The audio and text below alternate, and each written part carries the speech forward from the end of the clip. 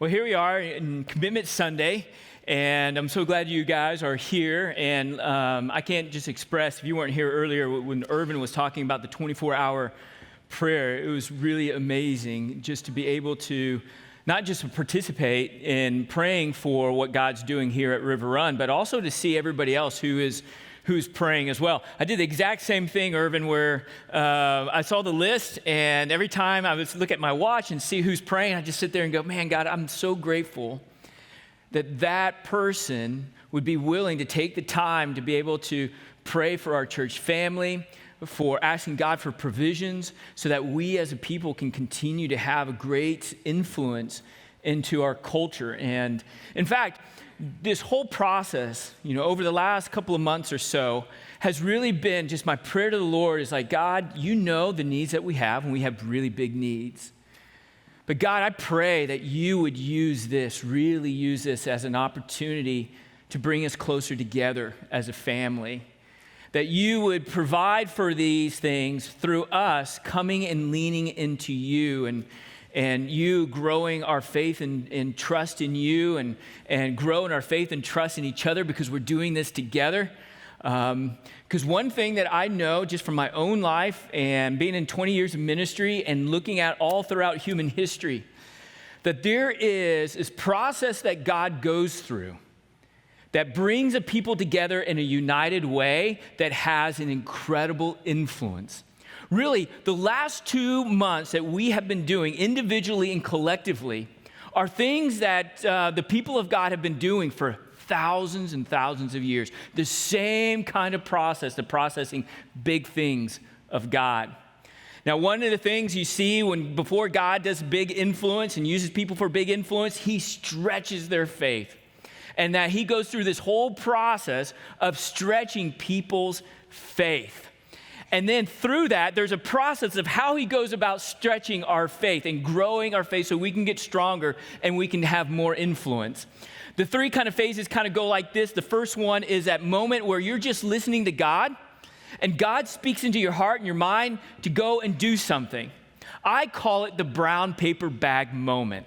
You are not stretched by God until God speaks into your heart and you're kind of like, oh, where's the brown paper bag? You want me to do what? You want me to have that conversation? You want me to spend my time doing what? Where?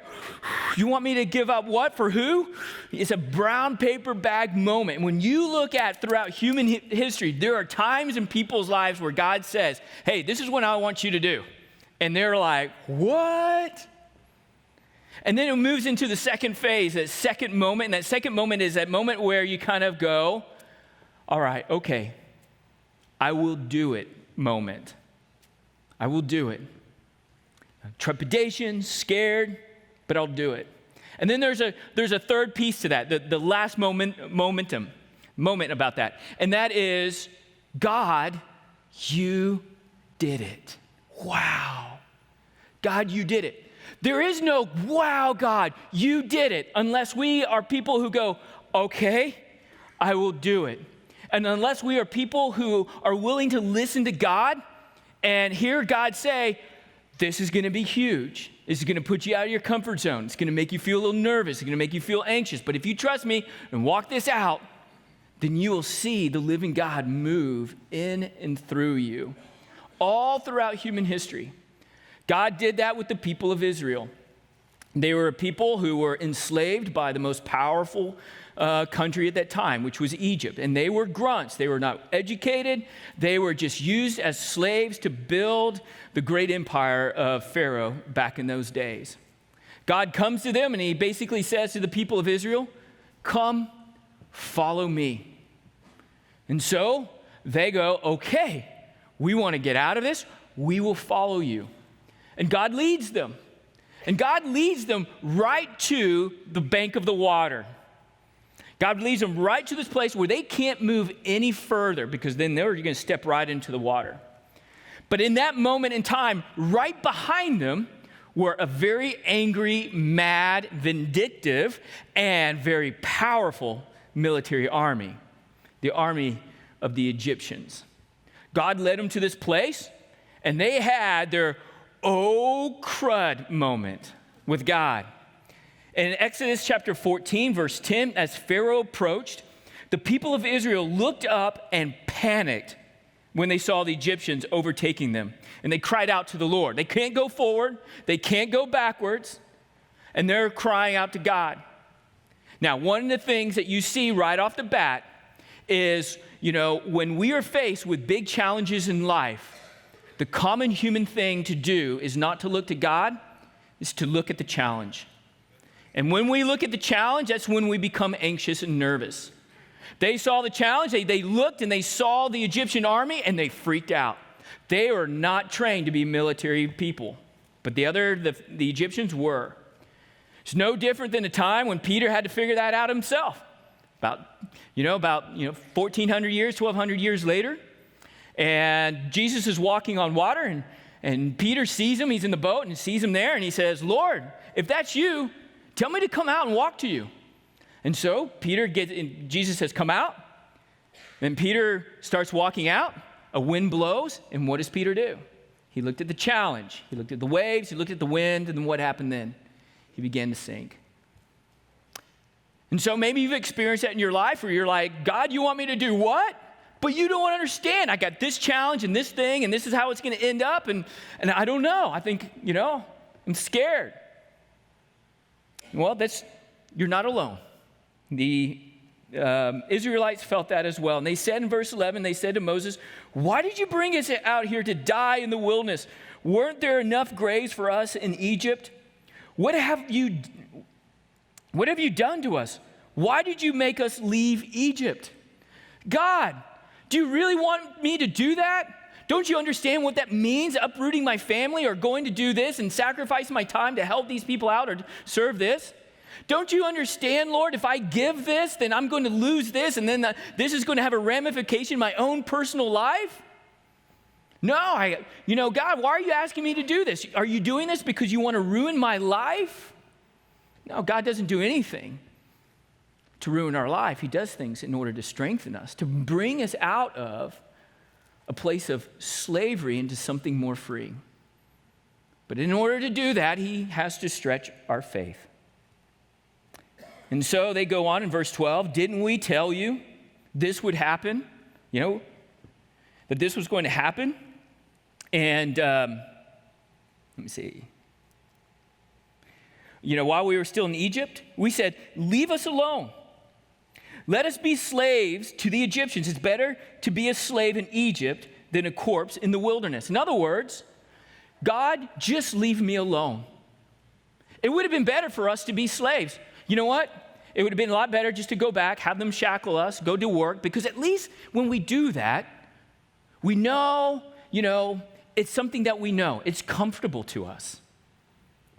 We won't be killed. Yeah, we'll work hard, but every single day, this is what we'll do, and this is kind of what we're used to. The Israelites, what they were choosing was not to trust God, they were choosing comfort. And most of the time when we don't ever experience God moving in our lives in a big way, most of the time it's because we're choosing comfort rather than choosing a moment by which we allow God to stretch our faith. To process and breathe into that paper bag and to say to God, okay, God, I will do it. But oftentimes we go, that's too big, it's too scary, it's too challenging. When I'm thinking about what will happen, worldly speaking, these are going to be the ramifications to my life. No, I'll just go and continue to become a slave to the things of this world. Because at least I know the things of this world. Instead of experiencing the true freedom of trusting in you, I'll just go back to that. No, thank you, Lord. And that's what they're processing. I've done that. I've been there. I bet we've all been there in some ways where God says, hey, go do this or, move in this way. And we kind of go, no, it's too much. You're asking too much. I'm just going to go back to my more comfortable lifestyle. But Moses told the people in verse 13, don't be afraid. Just stand still and watch the Lord rescue you today. And then later on, he just kind of says, be calm. Just stand still. Watch God move. And guess what? Moses had his moment. Moses got to this place because God stretched his faith. Y'all remember the burning bush? He was in a place where he just left Egypt because they're trying to kill him. He's out in the wilderness, getting away from everything, living his nice little comfortable life, doing little sheep. And God basically says, I want you to go back to Egypt, and I want you to tell Pharaoh, I want you to tell him to let my people go. And what did Moses do? He's in the brown paper bag. I can't do that. I don't speak very, very, very well. No. You got the wrong person. Bring somebody else. He's probably stuttering because he's nervous, right? And so, but what did he do? Okay, here we go. I can do this. I will do this. And so you see, God did it. And he had his wow moment. His faith got stronger. And now, through his strength of his faith, he's now telling the people of Israel, hey guys, just watch God. I was right where you were at. Just pay attention. Just trust him. This is your oh crud moment. But watch him work. Trust him. And so in verse 16, he goes and says, God says to Moses, pick up your staff, raise your hand over the sea, divide the water so that the Israelites can walk through the middle of the sea in dry ground. Now, there's a point where in our lives, where God will tell us that we need to step out in faith. When we think about all the things that we have here and the things that we need to accomplish here, God can give us all the money in the world. You know that, right? He can. He can give us all the money. Why doesn't he give us all the money? If he's a sovereign God in the universe, why does he not give us all the money? Because at the kernel of what God is doing is he's moving us into an intimate, trusting relationship with him. If somebody came in here and wrote the check for the whole building and everything like that, guess what? One person's faith would have been moved and the rest of us would have gone, okay, and we would have walked on. Rather than collectively going through that moment together with our brothers and sisters in Christ and saying, God, where do you want me to stretch my faith and trust in you? For the Israelites, it was a collective thing. For us, this is a collective thing. And Moses was just saying, hey, just be obedient. Just trust God. And I love it here because God basically tells Moses and the Israelites to do two things. One is this. And the other thing is walk. God's going to do the rest. For us, it is just nothing more of life of just being obedient and saying, yes, sir, and allow you, God, to do the outcome of this. That's your job. Our job is just to say, yes, sir, and they do. He lifts the rod, the water is parted, and then they go, all right, okay, we will do this. So they go to the moment of, okay, I will do this moment. In verse 22, it says, so the people of Israel walked through the middle of the sea on dry ground with walls of water on each side. So when they're walking, there's no doubt that they're walking through really high water, and they're probably thinking as they're walking through this, this water can come right over us and just totally take us out. You don't think that was probably really nerve-wracking. And that's what stretching our faith does. There's times when we are obedient and we're just kind of like, okay, I hope, God, you know what you're doing, that the walls don't come in over us and just totally take me out. But what happens? They make it to the other side. They make it to the other side, and we see a totally different change in them. They make it to the other side. The water then comes and collapses over the Egyptians. In other words, it's another way of saying, in that moment, when they stepped across to the other side and they saw God move, it was as if God at that moment took care of all their oppression, took care of all their fears because they feared the Egyptians, and God freed them into a new life in relationship with him.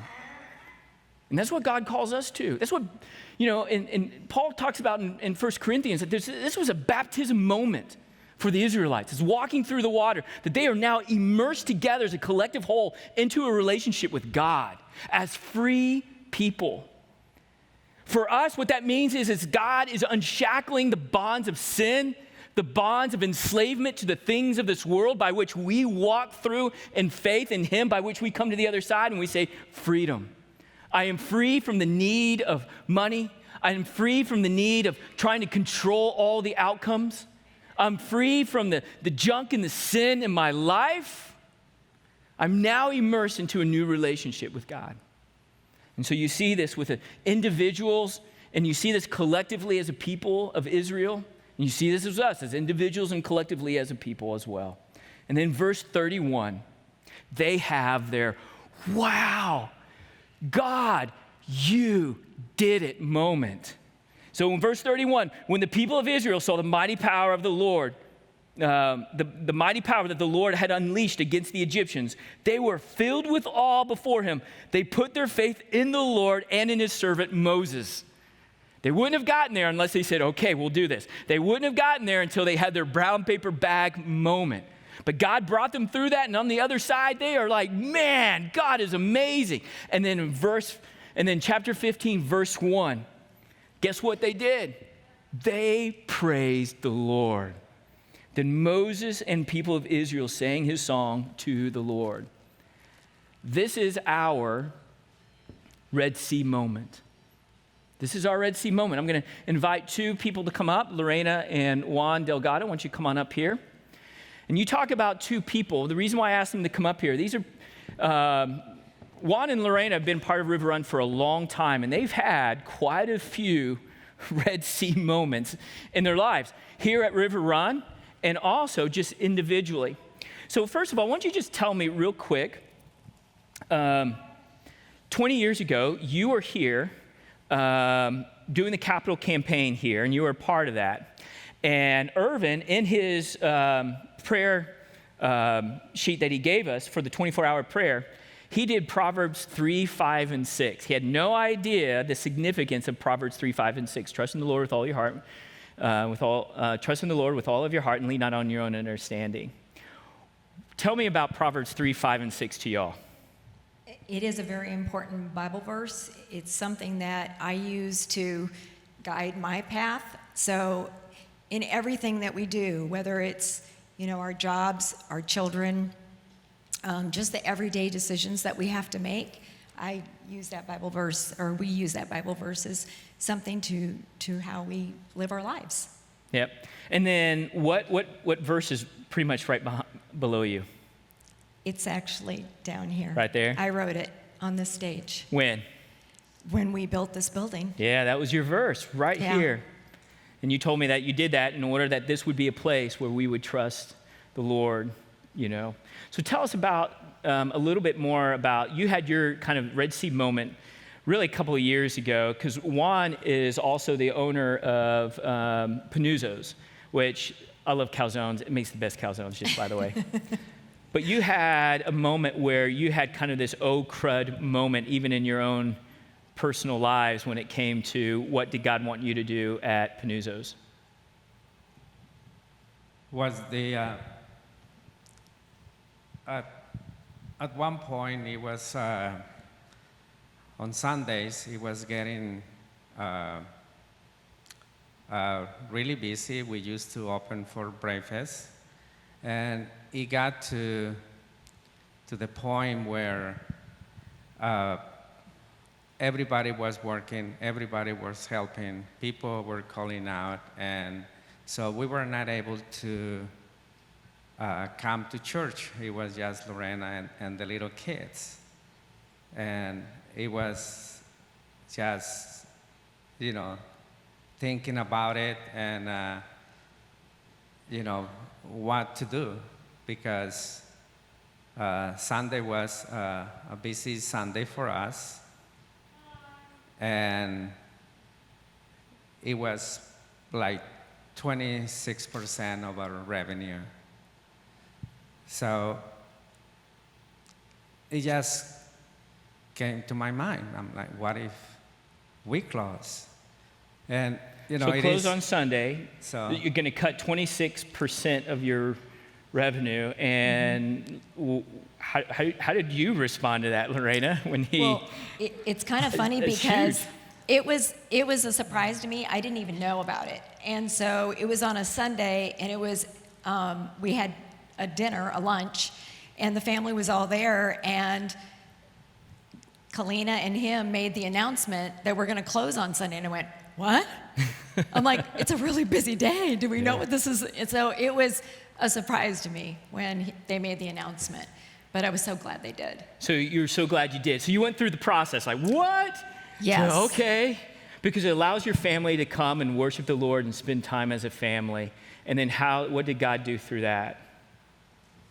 Well, a lot. It was just amazing how we were all, able to come to church, spend more time with the family, the birthdays and any celebrations. So it's just been a blessing. And not only that, but I'll say probably about 5 or 6 months later, our sales were up to what they were before.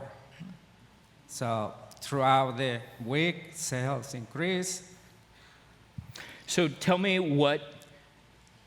that moment of just like, wow, God, okay, you're doing this. It's just crazy when you sit there and think about it. They did this actually on Easter of what year was it? I think it's been 4 years. But it was Easter. It was Easter, yes. And just to sit there and see him bring us through all of that and then to increase it, that's the trust. So when you have experiences like this, it starts to build that foundation and you trust at the next level and the next level. And now it's like, well, it doesn't even feel scary to us anymore. Yeah. So you saw that at the building of this building and being part of that. You saw that through a personal decision on your family to trust God in that moment. And you've seen God work through both of those, really. One last question I have for you is this. Y'all sacrificially gave some like 20 years ago. All of us in this room are beneficiaries of that sacrifice, not just you, but so many other people as well. You didn't know what was going to happen, what was going to happen in this place and all the things that would happen here. Now that you're 20 years on the other side, how does it feel to know that all of our lives here have been impacted really in some ways because of just stepping out in faith, even that 20 years ago with the other river runners? You want to take some of that? Well, it's just amazing. And, when I hear Sid talking about 800 baptisms, and it's just amazing all the stuff that happened and having faith that God will do it. Like Pastor said, it is kind of scary when you commit and you still have bills to pay, but God is faithful. I can tell you we made our commitment and we never had a problem paying the bills. So it is amazing that there is another opportunity for us to stand up and make it happen again. Who knows, maybe this time will be 1,000 baptisms. Maybe, the changes that you will do on the community will be just amazing, and just trust in the Lord and He's faithful. I do have one recommendation. Yeah. Write the check first. Always write the check first. God likes to be first. That's where the trust really comes out. Because when you do it the other way and you pay the bills and then you try to write the check, it does not work out as well. God's math is different. And when you write the check first to the church and then you pay all the bills, don't ask me how, but you always have enough to pay it. The balance is always there. It's neat. It's neat to see that you guys come to this place where, like Moses said, hey, just watch the Lord work. Mm-hmm. Trust Him. Just stay calm. And why did he say that? Because of his own experience with the Lord. And now that y'all's experienced it with the Lord, just stay calm, trust the Lord, and give as He has called us to give and watch Him move. Well, so thank you guys so much for coming here. Could you give them a round of applause?